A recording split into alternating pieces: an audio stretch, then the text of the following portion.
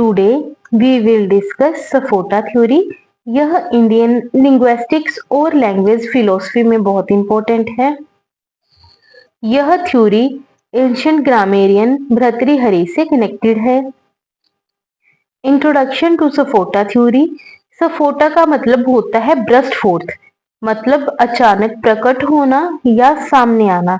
ये संस्कृत रूट सफूट से आया है, जिसका मतलब भी यही है। सफोटा थ्योरी यह कहना चाहती है कि लैंग्वेज के साउंड या वर्ड से बियॉन्ड मीनिंग हमारे मन में अचानक रिवील होता है, जैसे वो ब्रस्ट हो रहा हो। भर्तृहरि कहते हैं कि जब हम किसी वर्ड या सेंटेंस को सुनते हैं तो हमें मीनिंग अलग अलग साउंड से नहीं मिलता, बल्कि एक इंडिविजिबल यूनिट के रूप में मिलता है। मीन्स हम लैंग्वेज को एज अ होल समझते हैं, साउंड और सिलेबल्स के कलेक्शन के रूप में नहीं। Next, central idea of sphota theory. Sphota theory का सेंट्रल आइडिया ये है कि लैंग्वेज सिर्फ साउंड और लेटर्स का कलेक्शन नहीं है, ये एक यूनिफाइड इंडिविजिबल होल है जो मीनिंग को एक ही बार में कन्वे करता है। जब हम किसी सेंटेंस को सुनते हैं तो हमें मीनिंग उसके छोटे पार्ट से नहीं, पर पूरे यूनिट के रूप में समझ में आता है। भर्तृहरि का मानना था कि मीनिंग किसी इंडिविजिबल साउंड या फोनेम में नहीं होता, वो इस इंडिविजिबल सफोटा में होता है, जो हमें एक कोहेसिव एक्सपीरियंस के रूप में समझ में आता है। Next, kinds of sphota. Bhartrihari ने सफोटा के 3 मेन काइंड्स बताए हैं: phoneme sphota, word sphota, sentence sphota. Phoneme sphota, इसका मतलब है कि हर साउंड मीनिंग में कंट्रीब्यूट करता है, पर अकेला साउंड अपना कंप्लीट मीनिंग कन्वे नहीं करता।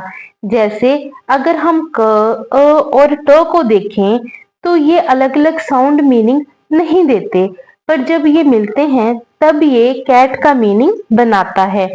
वर्ड सफोटा, ये वर्ड के लेवल पर मीनिंग को समझाता है। एक वर्ड के हर साउंड का अपना रोल होता है, लेकिन पूरा मीनिंग तभी ब्रस्ट होता है जब पूरा वर्ड हमारे मन में रिवील होता है।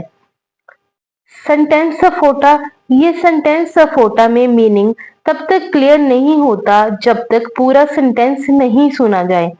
हर वर्ड अपने आप में एक मीनिंग कैरी करता है, लेकिन कंप्लीट मीनिंग सिर्फ पूरे सेंटेंस के साथ ही ब्रस्ट होता है। Next, stages of sphota. Bhartrihari के अकॉर्डिंग सफोटा के कुछ स्टेजेस होते हैं जो मीनिंग को रिवील करने में हेल्प करते हैं: initial stage, intermediate stage, insightful stage, external stage. Initial stage, ये वो स्टेज है जिसमें इंडिविजिबल साउंड या फोनीम सुनाई देते हैं, पर कंप्लीट मीनिंग समझ में नहीं आता। इंटरमीडिएट स्टेज, इस स्टेज पर वर्ड्स या फ्रेजेस का फॉर्मेशन होने लगता है और मीनिंग का एक रफ आइडिया मिलने लगता है, पर कंप्लीट मीनिंग क्लियर नहीं होता। इंसाइटफुल स्टेज, ये वो स्टेज है जहां मीनिंग एकदम क्लियर हो जाता है और ब्रस्ट होकर समझ में आता है। मीन्स यह वो स्टेज है जिसमें सफोटा फुली अक्कर करता है और कंप्लीट अंडरस्टैंडिंग होती है। एक्सटर्नल स्टेज, ये वो एक्सटर्नल एक्सप्रेशन स्टेज है जिसमें हम लैंग्वेज को फिजिकली आर्टिकुलेट करते हैं। मीन्स वर्ड्स और सेंटेंस के रूप में बोलते हैं। ये मीनिंग को एक्सप्रेस करने का मीडियम है, लेकिन मीनिंग यहाँ नहीं रहता। Next, significance of sphota theory. Sphota theory हमें यह बताती है कि कम्युनिकेशन प्रोसेस में लैंग्वेज एक ऑर्गेनिक होल के रूप में फंक्शन करती है। यह थ्योरी बताती है कि ह्यूमन बींग्स लैंग्वेज और मीनिंग को कैसे समझते हैं और कैसे लैंग्वेज और थॉट्स इंटरकनेक्टेड होते हैं।